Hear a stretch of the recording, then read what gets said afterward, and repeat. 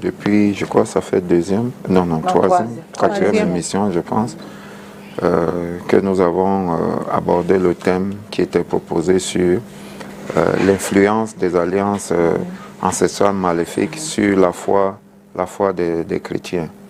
Et comme vous l'avez dit, aujourd'hui, je crois que ce sont les solutions qui vont être abordées. Effectivement, lorsque on parle d'influence et que ces influences sont maléfiques, il est évident que les conséquences, les effets également seront néfastes. Et donc vous avez dans la vie de plusieurs croyants, vous avez des choses qui ne vont pas bien, et ces personnes-là pensent que ce sont les épreuves que le Seigneur leur donne. D'autres vont vous dire c'est leur croix. D'autres vont vous dire non, tant que le Seigneur n'a pas décidé. D'autres diront bon, moi j'ai vu ma vie et le Seigneur s'en occupe, ainsi de suite, ainsi de suite. Alors que ce sont des manifestations, des conséquences, des alliances qui prédominent dans leur vie depuis le monde ancestral. Et il y a des réclamations qui les empêchent d'entrer pleinement dans leur foi. Vous avez des gens qui ont des situations complexes, indéboulonnables, des situations de péché ou de caractère, des choses qui sont difficiles à démêler, des choses dont ils n'arrivent pas à se défaire et qui perdurent d'année en année, malgré leurs jeunes, malgré leurs efforts, malgré ainsi de suite, alors qu'il y a quelque chose, il y a un bouton qu'il faut toucher qui vient de très loin. Et donc, ayant remarqué tout cela, toutes ces années dans les vies des croyants, je crois que le Seigneur a commencé à parler à son peuple pour dire que celui qui est en Christ est effectivement une nouvelle création. Mais ce n'est pas un slogan, ce n'est pas non plus une sorte d'anesthésie. Ce n'est pas l'éther qu'on met sur quelqu'un ou sur la peau de quelqu'un pour anesthésier, pour le calmer un moment. Non, le Seigneur dit très bien que celui qui est en lui est une nouvelle création. 2 Corinthiens 5, verset 17, les choses anciennes sont passées et voici toutes choses sont devenues nouvelles. Écoutez très bien Mireille et Cathy et tous les téléspectateurs qui nous écoutent. L'ennemi qui est de l'autre côté, dans le monde des ténèbres, il connaît très bien le droit divin. Il connaît le droit humain, il connaît le droit coutumier, ainsi de suite. Quand je dis le droit humain, je parle de la société, le droit que la société s'est défini, le contrat social et tout. Il connaît tout. Depuis des générations et des générations, il a affaire aux hommes.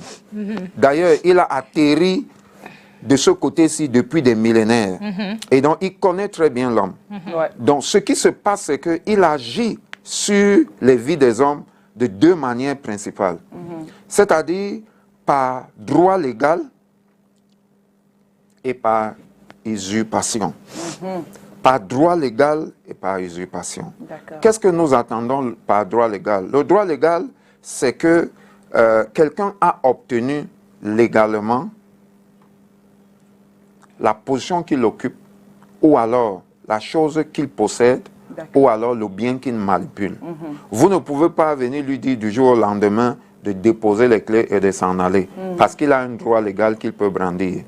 Donc ce droit légal est donné à l'ennemi, à Satan dans nos vies, à travers nos propres iniquités qui enclenchent des malédictions, en même temps à travers les iniquités et les alliances ancestrales maléfiques de nos ancêtres.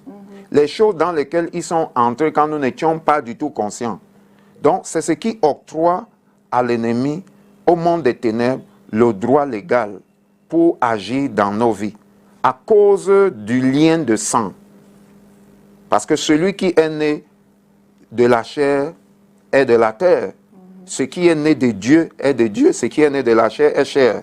Et donc, tant que ce sang coule dans nos veines, nous avons, ou alors c'est une connexion, c'est un lien, le lien génétique est un lien qui ne se rompt pas facilement.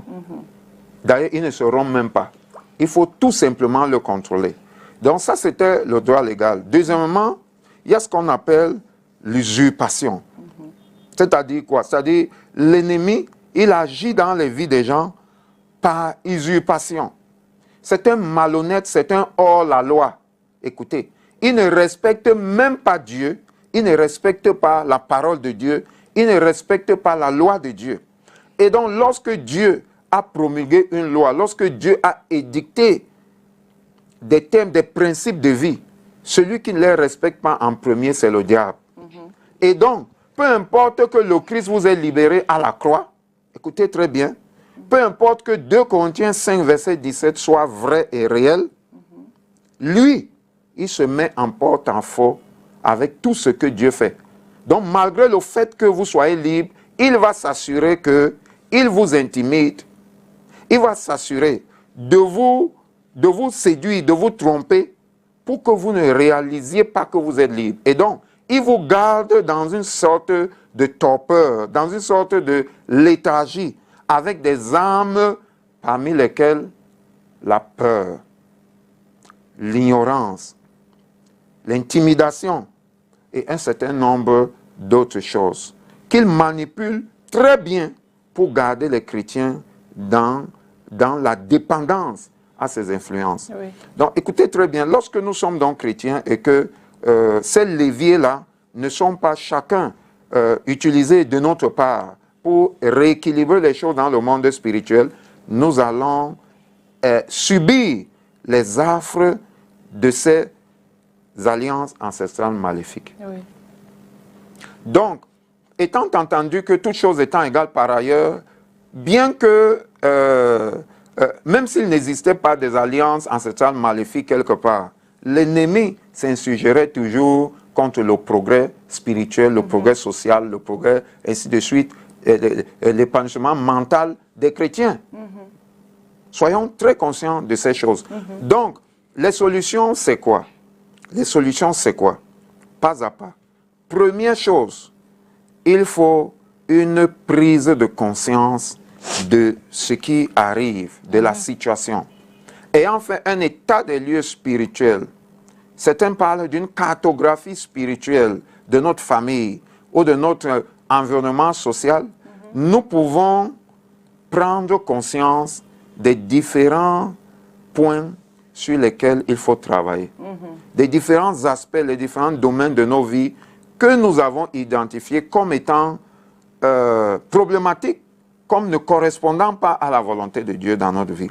Prise de conscience, première chose. Deuxième chose, lorsqu'on a pris conscience et qu'on est éveillé, qu'on est outillé, nous sommes déjà en train de donner les solutions. Lorsqu'on a pris conscience, première chose, il faut dénoncer l'alliance qui a été faite. Il faut la dénoncer. Vous ne pouvez pas venir directement. Beaucoup de gens qui disent qu'ils font le combat spirituel rentrent dans certains échecs parce que, comme je vous l'ai dit, oui, je suis assis sur ce plateau parce que vous m'avez invité. Exactement. Votre directeur, peut-être central, ne peut pas venir me demander de sortir parce que vous m'avez invité. Et j'ai une bouche pour lui dire, monsieur, s'il vous plaît, j'ai été invité par l'équipe des rendez-vous.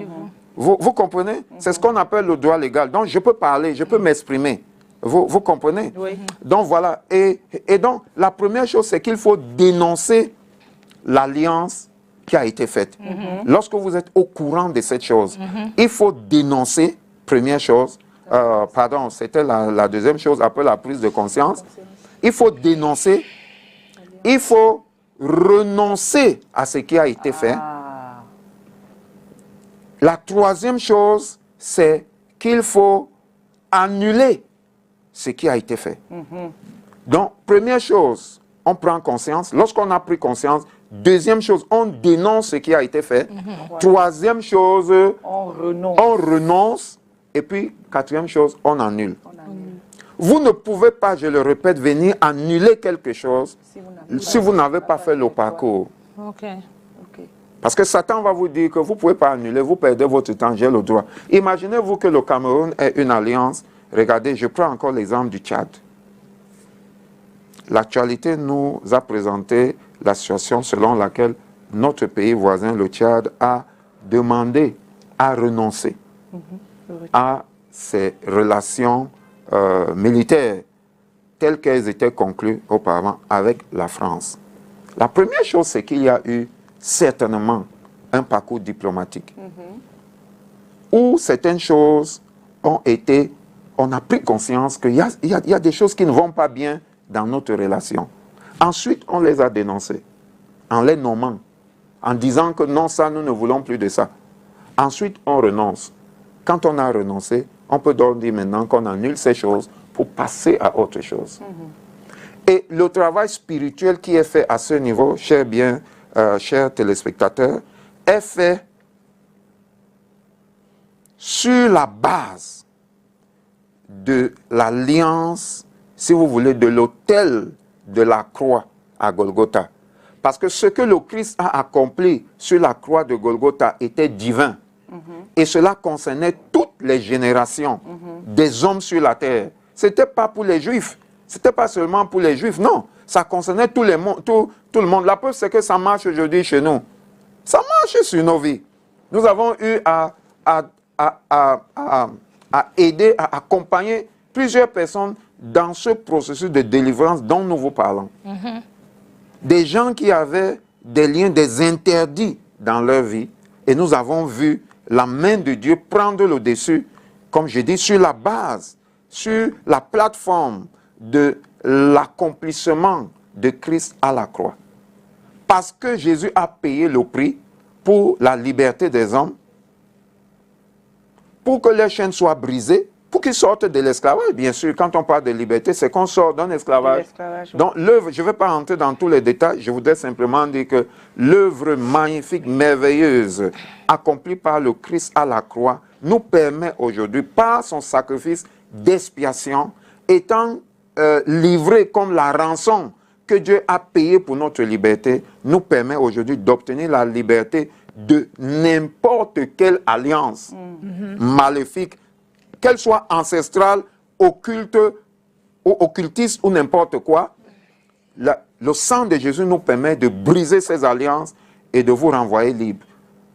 D'accord? Donc, c'est ce que nous disons comme solution. C'est une solution qui marche. Et elle marche lorsqu'on a la foi en Jésus-Christ. Okay. Reverend, I'll ask these two questions. The first is, we're already talking about the solution, right? Yeah. But I don't know if this is part of it. They say, how can one discern between cultural beliefs and biblical teachings regarding ancestral influences? Cultural beliefs? How can one discern between cultural beliefs and biblical teachings regarding ancestral influences? Okay. That's to say how to navigate traditional beliefs within a Christian framework. Yes, according to the culture. Okay, thank you very much for the question. You know, when you read through the Bible, the culture that is promoted is not Jewish culture. It is all about the kingdom of God culture. So God is letting us, He's showing us how we can go from the kingdom of darkness to the kingdom of light. So today, we have our cultures that we have found on earth. We are living within a society, we are living within we were born in a family and we found some of these things that we call culture. I remember we said, during one of our broadcasts, we clearly say that it is not everything that is culture that is evil ancestral covenants. It's not everything that is culture that is bad. But let us take note seriously that a lot of evil ancestral influences or evil ancestral covenants were melted, let me say that, okay, were melted in our cultures. Okay. So today we are living things as our culture without even knowing that they are coming far behind, very far. Even the people that gave us birth, maybe they don't even know. That is our grandfather or great-grandfather. Maybe they were not even there. There are some things that they tell you that, no, we just do like this. We don't even know. Okay? Just do like this. This is how our parents were doing. Just do like that. Because nobody can explain. Okay? So there are some things that are found in our cultures that originate from evil ancestral altars. Okay. So we have to be careful. Now, how do we discern them? How do we navigate? How do we, discern what is good from what is bad? First of all, my dear believers, we need to surrender to God. Yes. These our eyes can lie to us. Our heart can lie to us. The only light, that's why Jesus is the light of the world. The only light that can show us the path, and then that can come and identify something that I look good. But with the light of God, I will see that the thing is bad. The only light that can do that is not the light of our intelligence. It's not the light of our diplomas. It's not the light of the AI today. AI. Yeah. Artificial intelligence. No, it is the light of God. You know, in physics, I usually do this demonstration. Okay? Okay. In physics, let me use my phone to show you something. The light will not be enough, but I will use my phone. People are seeing the light. Yes. Yeah. In physics, when you have a lesser light and you apply a stronger light, you will see some elements, okay, that you cannot see with your bare eyes, your naked eyes, or with the former light. So, if I do like this with this light, if this light is greater than all the lights that are here, I will see some particles in the atmosphere that I cannot see with this light. So what is true there is that even spiritual, on the spiritual realm, it is true. Okay? If you apply a greater light on your life, you will discern some things that used to be normal for you as abnormal. Abnormal. Okay. So you need, first of all, to surrender to God and to pray. Surrender to God is that you surrender your heart to Him, you submit to Him, and you ask Him, knowing that you will not be the one to discover. Okay, ask Him to show you some of these things that are wrong, that are evil, that are destroying or stopping your life. So after that, you will see that He will start showing you some things, whether awakening your sensitivity on some abnormal situations in your family, or showing you some things in the dreams. God use a lot of time, God will use dreams to show you some of these things. But all the dreams are not coming from God. So it is why we say submit to God first, like it is written in the book of James, chapter 4, I think verse 7. He says, submit to God. First of all, submit to God, and then resist the devil, and he will flee from you. Amen. Without submitting to God, it is impossible to resist the devil. C'est vrai. We don't resist the devil with our natural force, with our natural abilities. No, it is not possible. It's not possible. It's not even, it's not possible. It's not possible. Yeah, I don't know if I've answered the question. Yes, you By doing so, you will discern, even by submitting to God, you will discern that, no, from this is what the kingdom of God teaches, and this is what I'm seeing in my culture. Once again, I'm not saying this is what my church is teaching. Voilà. I didn't say this is what my community, my religious community is teaching. yeah. I said this is what the kingdom of God is teaching. Because in the Bible, it's not everything that is written there that is to be copied. No. Okay. There are some things that are written there to show us that you should not do like this. And there are other things that are there that God is saying, this is how you have to behave. Okay. Thank you. Now, another question is, what steps, since we're talking about solution today, Yeah. now what steps can a Christian take to break free from an evil family covenant? Thank you, Cathy. I'm laughing because that is where we started in French. Okay, now I will In give them English. in English. Thank you very much. First of all, we have already spoken of the awareness. There is a need of an awareness. Without an awareness, you cannot take the next step for your freedom. If you are seeing some things and you are in what we call le déni in French, okay? You are living in the denial of what you are seeing. You will not advance. So first of all, it is good to be aware of this. There is a need of an awareness. Then after the awareness, you need to, I said, denounce. Dénoncer in French is denounce, right? Is denounce. Yeah, okay. dénoncer. Yeah, you denounce them. Then you renounce. Yes, you denounce them to say, no, this thing that is happening, it is not normal. It's not normal. It is not normal. Fetish. I'm tired of it. I denounce it. I renounce the covenant that was made. That is, I decide that that covenant is no more, should no more be working in my life. That's what we said. And please, don't go and be thinking that something that happened to your father cannot happen to you. Please, the devil is very organized. And I mean, as a matter of fact, he learned it from God. God is very orderly.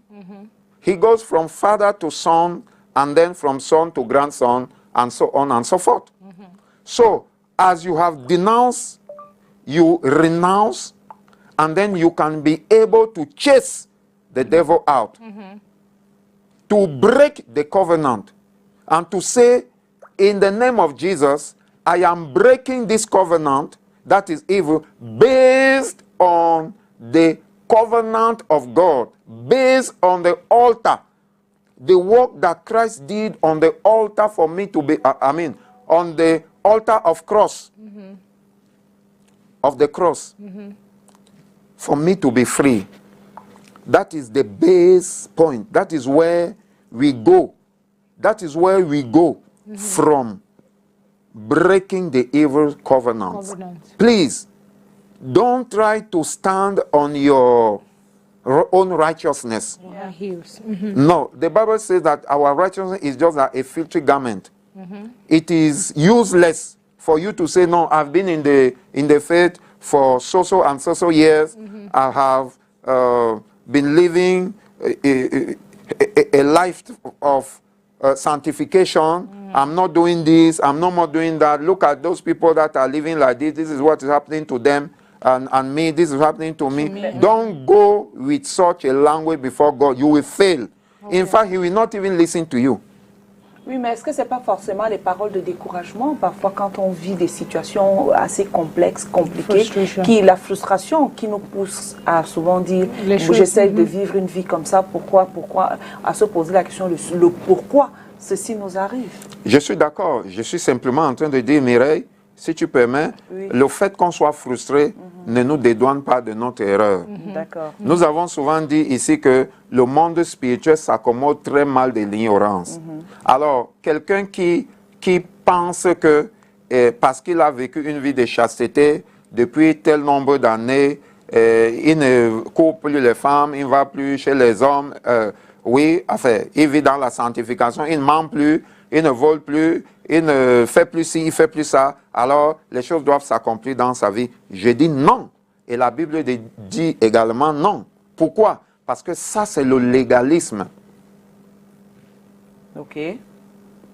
Nous sommes sauvés par la grâce au moyen de la foi. Cela, la Bible dit, Éphésiens chapitre 2, permettez-moi, à partir du verset 6 en montant ici au verset 8, il dit, nous sommes sauvés par la grâce au moyen de la foi. Il dit bien que c'est un don de Dieu, cela ne vient pas de nous. Et ce n'est pas par les œuvres, afin que personne ne se glorifie. Cela veut dire quoi, Mireille? Cela veut dire que le fait que vous viviez dans la sanctification, c'est bien pour vous. Cela ne rentre pas dans votre vie pour changer les choses ou les alliances qui avaient été faites. Non. La seule vie qui est authentiquement reconnue de Dieu comme une vie qui a été sainte, sans péché, c'est la vie de Christ. Et c'est pourquoi c'est sur cette base que, ayant été sacrifié pour nous, nous pouvons nous retrouver, nous mirer en lui et nous approprier de la victoire acquise sur la croix pour nous. Ce n'est pas par les œuvres que nous pouvons nous justifier devant Dieu. En fait, c'est ce que cela veut dire. Notre justice, il y a deux justices. Notre justice ne peut pas passer auprès de la justice de Dieu. La justice de l'homme, la Bible dit très bien qu'elle est comme un vêtement souillé devant Dieu. Ça veut dire quand vous allez brandir, non, je n'ai jamais menti, je n'ai jamais volé, je n'ai jamais fait ci. Dieu va vous dire que vous êtes né dans le péché. Votre papa, votre maman est né dans le péché. Tous les hommes naissent sur terre dans le péché. Donc ce n'est pas seulement le fait que vous n'ayez pas menti qui ne vous condamne pas. D'accord. Vous comprenez? Et même pendant que nous y sommes, pendant que vous n'avez pas menti, pendant que vous n'avez jamais volé, vous avez fait autre chose, non? On est d'accord? Vous avez quand même fait autre chose que Satan peut utiliser pour vous condamner. Voilà pourquoi il ne faut jamais utiliser ça. Oui, mais on sait tous que c'est notre papa, non? On a la possibilité, il connaît il sonde nos cœurs. C'est lui qui sonde les cœurs et les reins. Et c'est quand il décide et que si on fait peut-être, on peut avoir des plaintes comme ça, mais le Seigneur lui-même peut comprendre que il peut comprendre ce genre de frustration parce que on a des exemples aussi dans la Bible de certains qui sont allés aussi crier à Dieu comme ça. Mais il dit que, bon, en fait, c'est ce que moi je voulais dire, on n'attend pas le droit de le faire, ou bien ou on doit complètement bannir et dire que, ok Seigneur, je te présente mes œuvres, voilà ce que j'ai fait, peut-être tu devrais me donner ceci aussi, j'espère, j'attends ceci de toi. Est-ce que peut-être il n'y a pas une formule pour pouvoir le dire, pas comme si on était en train de commander Dieu, mais comme si on était en train de le supplier? Ok, écoutez Mireille, je prends le cas d'une famille normale que nous connaissons dans notre société.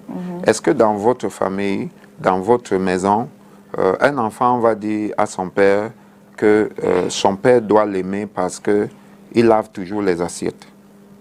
Non, il aime parce que c'est son fils. Très bien. Les choses que nous avons, que nous méritons, Dieu nous les a données avant même la fondation du monde en Christ Jésus. Ce que nous faisons de bien, cela nous concerne. D'accord? Cela n'est qu'une conséquence logique et normale de la justice, la nature de justice que nous acquérons de Dieu lorsque nous allons à lui. Dans nos bonnes œuvres, Éphésiens, le même chapitre que j'ai lu au chapitre 2, le verset 10 dit que ce sont des œuvres que Dieu a préparées d'avance afin que nous les pratiquions, les œuvres de justice. Donc quand on est en Christ, on est une nouvelle création. Le fait que nous vivions dans la justice, ce n'est que normal. Ce n'est pas comme si c'est un exploit. Vous comprenez? D'accord. Et j'en viens pour dire que nous devons faire très attention. Dans le livre de Romains chapitre 10, l'apôtre Paul prend du temps pour faire la différence à partir du verset 3, 4 en descendant. Oui. Il fait la différence au verset 5, 6 entre la justice selon la loi, l'époque où on était justifié dans la loi, et la justice selon la grâce. Aujourd'hui, nous sommes justifiés par la foi. Le fait simplement de croire en Jésus-Christ et de vous donner à lui, Dieu pardonne vos péchés. Et Dieu vous considère comme une personne qui n'a jamais péché. Et donc, son sang au quotidien vous purifie de tout péché. 1 Jean chapitre 1. Oui. Et donc, nous qui sommes dans la nouvelle alliance, et permettez-moi de dire que c'est le piège, beaucoup de personnes, même beaucoup, permettez-moi de le dire avec beaucoup de modestie, beaucoup d'enseignants aujourd'hui de la parole, beaucoup de bergers, ne savent pas faire la différence entre l'ancienne alliance et la nouvelle alliance. Comment est-ce qu'on doit vivre? Quels sont les acquis, les bénéfices de la nouvelle alliance dans laquelle nous devons vivre comparativement à l'ancienne alliance. Dieu est le même hier, aujourd'hui, éternellement. Il n'a pas changé, mais il n'est plus sous l'ancienne alliance. Vous allez peut-être m'évoquer le cas de notre cher roi Ézéchias, à qui Dieu a dit, tu vas mourir, prépare ta maison, arrange tout, tu vas mourir. Voilà. Alors il s'est retourné vers le mur, il s'est mis à dire à Dieu, Seigneur, vraiment, je ne veux pas mourir maintenant, voici ce que j'ai fait ci, j'ai fait ça. Et avant que le prophète qui était venu lui parler ne soit sorti de la cour royale, le Seigneur là-bas l'a renvoyé, venir dire au roi Ézéchias que je t'ajoute 15 ans. 15 ans de vie. Vous comprenez? Et donc, ça c'est à l'époque de la loi. À l'époque de la loi. Si Dieu le fait encore aujourd'hui, ce ne sera pas parce que vous lui avez dit que vous avez pratiqué le bien, vous avez construit les cathédrales, vous avez construit les chapelles, vous avez fait du bien aux pauvres, vous avez fait ci, vous avez fait ça. Non. Ça peut vous aider dans un autre domaine de la vie, mais pas pour vous sauver. Est-ce qu'on se comprend? Ça dit que ce sont des faits d'âme qui sont bons pour votre foi, qui peuvent vous aider dans votre vie au quotidien, qui peuvent permettre même que Dieu vous fasse du bien, mais pas en ce qui concerne le salut de votre âme. Je prends pour exemple le cas de Corneille. Dans Actes des Apôtres, nous voyons très bien qu'au chapitre 10, Corneille, qui était un Romain, il n'était pas juif. Mais c'était quelqu'un qui aimait Dieu, qui priait tout le temps, il aimait la justice, il faisait des aumônes et il faisait du bien. Un ange est venu lui dire, Dieu a entendu tes prières, Dieu a vu tes aumônes et il t'envoie, va vers tel, il parlait de l'apôtre Pierre, va vers l'apôtre Pierre pour qu'il t'enseigne la voie de la grâce. Pour qu'il t'enseigne comment tu peux faire pour être sauvé. Parce que jusque-là, malgré ses aumônes, malgré son bien, Corneille n'était pas sauvé. Je ne sais pas si vous comprenez donc maintenant. Je comprends. D'accord. Avec tous nos téléspectateurs, ce que nous faisons de bien, c'est bien, mais cela ne peut pas nous permettre de nous prévaloir de quoi que ce soit, ni devant Dieu, ni devant le diable. Parce que le diable va vous dire, il va identifier un autre aspect de votre vie, là où vous avez failli, et il utilisera cet aspect pour vous accuser devant Dieu, devant vous-même, avec la culpabilité. Il peut vous garder dans la culpabilité pendant beaucoup d'années et vous empêcher de vous exprimer dans votre potentiel maximum dans votre foi. There's a question, someone is asking a question, that are there specific prayers or rituals that you as a pastor can recommend to counteract evil ancestral alliances? Yes. Specific prayers or rituals that Yes. When we say rituals, I understand very well what is rituals. Okay? Yeah, there are prayers, but you understand that I cannot start listing them here because maybe they are made. I think it's like attitude, what attitude they need to adopt. I agree with you. Yes. I'm coming to that. Okay. Giving the solution, we have already started. Okay. In fact, I didn't say that it is an attitude. Okay. But it is an attitude from your mindset. If you don't believe or if you don't see with your eyes, your spiritual eyes, your freedom from the cross, it will be difficult for you to bring the manifestation of your freedom from this covenant, from this evil covenant. Because that's where you stand. That's the standpoint of belief and certitude before you start praying and speaking to those things. Okay. It is really an attitude. In fact, we have conceived, by the grace of God, a prayer program that goes with fasting for three days according to the situations. That's why I say I cannot be listening now. It depends on the kind of evil covenant. It depends on the nature of the evil ancestral altar that is at work in such a person's life. Okay? But this foundation that we have given is, is transversal. You can apply it in all the situations. In fact, that is the anchor. Okay, that's the anchor. That's the heart of the solution. Awareness, denouncing, renouncing, and breaking or chasing. But you need to know how to speak. Okay, how to say things. I was telling this in now that, for example, the Bible says in Matthew chapter 10, verse 35, 36, I think, or 36, 37, no, 35, 36, that en vérité, je vous le dis, hein, au jour du jugement, les hommes rendront compte de toute parole qu'ils auront proférée. Car par tes paroles, tu seras justifié, et par tes paroles, tu seras condamné. That's why you should not go to God thinking that you have been doing good things, and now you are telling him that because of these good things, you have to be saved from something that were done. You were not even born. It cannot work. So those words can even condemn you before God. Because remember, this prayer is an attitude of faith in front of the great judge.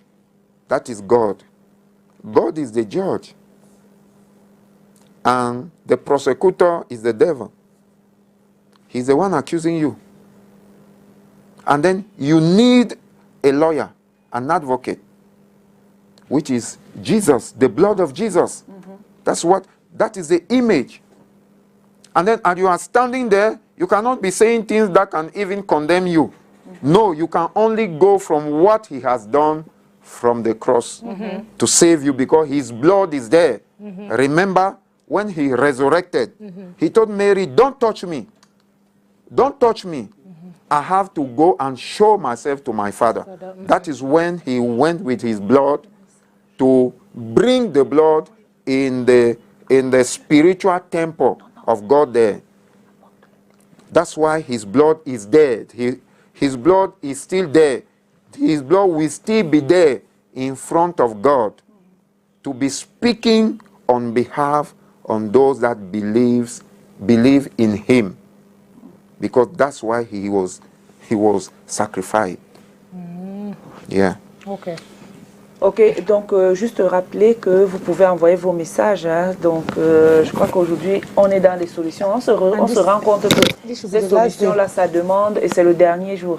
On se rend compte que les solutions, vous les avez maintenant, les solutions à votre portée.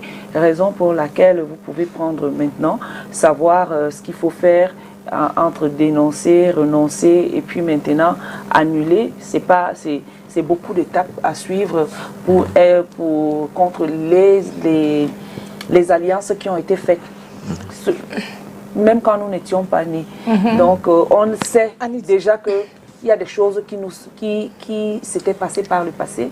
Les ancêtres, ça nous affecte. Yeah. Et même dans notre foi chrétienne, vivre la vie chrétienne devient difficile. C'est-à-dire, tu vois des chrétiens qui sont très engagés, qui se battent. Moment qui se battent, mais à un moment donné, tu vois, ils ne veulent même plus entendre parler. C'est comme s'ils sont déçus. Pourtant, il n'y a rien. Ils sont froids, totalement froids. Et tu te poses même la question, que ça vient de quoi? Mais je crois qu'on a déjà la solution à cela. Bon, maintenant, ma question est de savoir, tu voulais poser une question, Cathy? It's based on what you're saying, but it's okay, continue. Okay. I'll ask him. Ok. Donc, maintenant, moi, je veux comprendre, c'est-à-dire poser la question de savoir, c'est vrai que Cathy est allée sur la personne qui a posé sur les rituels, etc. Il n'y a pas de rituel, mais tu sais, aujourd'hui, il y a beaucoup qui pensent qu'il faut un canevas de prière, des récits de prière, parce qu'on est habitué à réciter les prières, etc. Especially for people that are not really like prayerful. Il y a des téléspectateurs qui appellent sur mon téléphone. Dites-leur d'appeler sur le téléphone. Voilà, c'est mieux d'appeler sur le téléphone. Parce que c'est le numéro qui est affiché. Qui est affiché, en fait. C'est ça, justement. Afficher le numéro de STV. C'est le numéro de... Et c'est son numéro qu'on appelle. Voilà, c'est ça, en fait. Bon, bref. Like, Reverend, we know there are some people when they say, because I understand that the question that I asked, that the viewer actually asked, there are some people that don't really pray, they are not really strong when it comes to prayers. Maybe they need like the one reading, they can read. Yes, please let such people, if they want, they can contact us. Okay. Okay, they can contact us. We will help them. In fact, like I said, by the grace of God, we have conceived a program on 3 days. It is written. So anybody that comes to me, I will just personalize the prayer points according to the challenge that the person is bringing to me. And that prayer program is very efficient. Okay. For 3 days, the very first day will only be repentance. Okay. You don't do any other thing than repentance, and we have seen mesmerizing things. Okay. Quelqu'un demande, je veux donner ma vie à Jésus, je fais comment?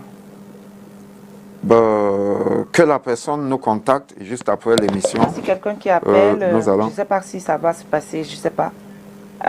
Allô, bonjour. Allô. Bonjour, madame. Bonjour. On vous appelle, comment vous appelez, d'où? Oui, j'appelle depuis Yaoundé et je suis en train de suivre votre émission qui est très intéressante et extrêmement bénéfique pour tout enfant de Dieu, pour tout chrétien. Allô? Oui, nous vous écoutons. Voilà, concernant l'influence des alliances ancestrales maléfiques sur la foi.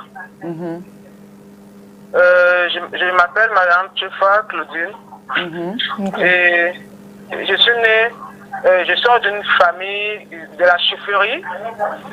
Allô? Oui, nous vous écoutons, madame. Oui, de la chefferie Bamileke.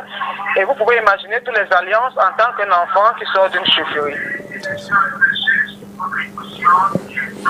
Allez-y.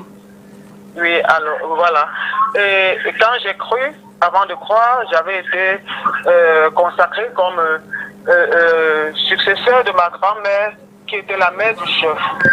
Et quand ils ont fait ce funérail, ce rituel, je faisais le cours moyen d'heure. J'ai aujourd'hui 43 ans.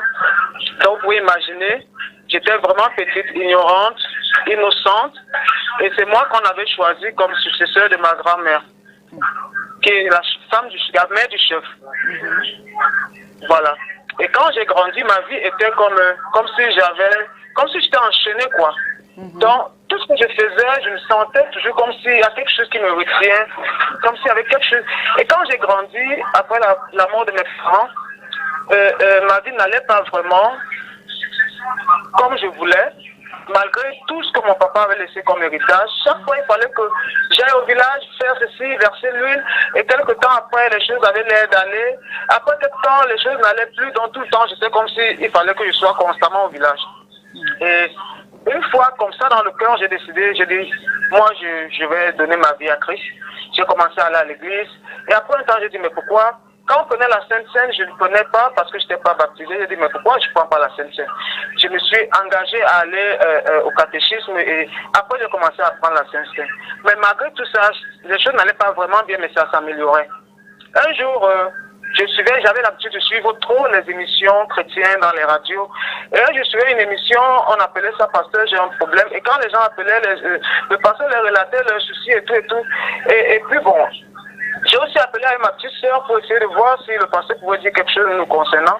Et le pasteur nous a relaté certaines choses dans notre famille qui m'a amené vraiment à savoir qu'il y a un souci. Et il m'a dit, quand tu vas donner ta vie à Christ, ce n'est plus un prophète, ce n'est pas un prophète qui va te dire ton problème, Dieu même va te dire ton problème. Et je vous jure, quand j'allais à l'église, je pensais qu'il faut seulement aller le dimanche, tu pries, tu donnes ton offrande, tu rends et puis bon, tu es chrétien.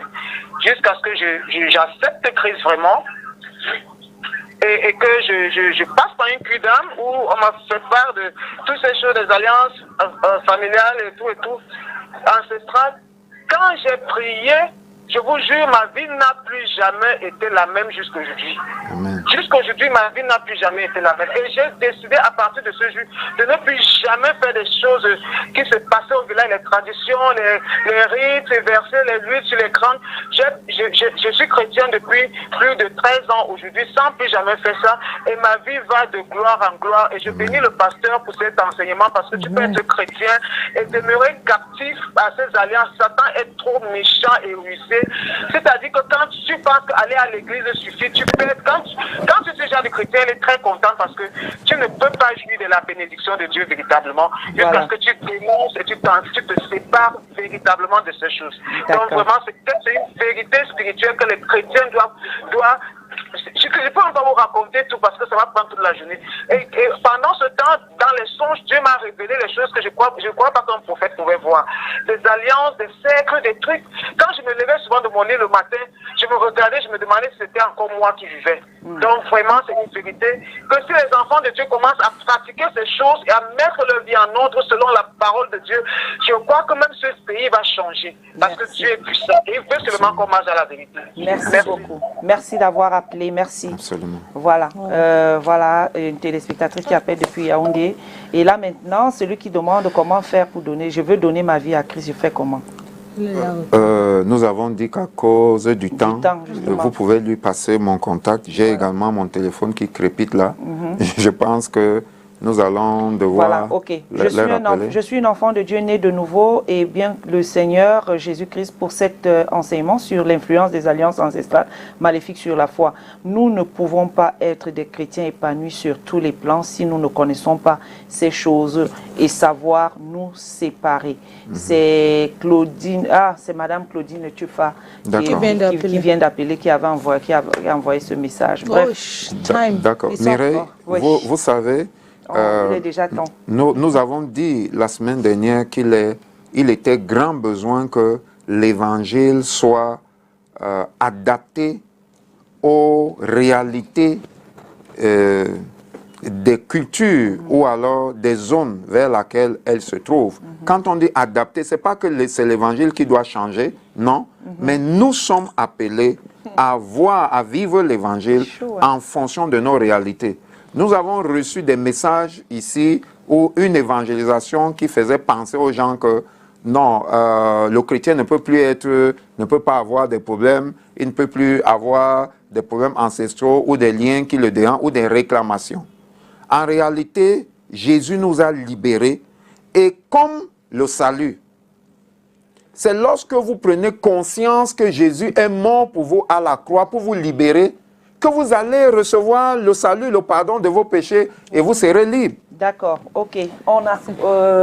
C'était là, donc bon, c'est vrai qu'il y a encore des appels, des des messages, mais malheureusement, vous pouvez écrire au révérend, hein, donc son numéro est affiché là, donc vous pouvez poser toutes les questions, vous lui posez les questions qui vous tarautent l'esprit et il vous répondra. Allez, merci d'avoir été les nôtres, révérend, merci. On retrouve sur les réseaux sociaux révérend Messina, bien évidemment, et puis Simon Messina, vous le retrouvez ici à Douala.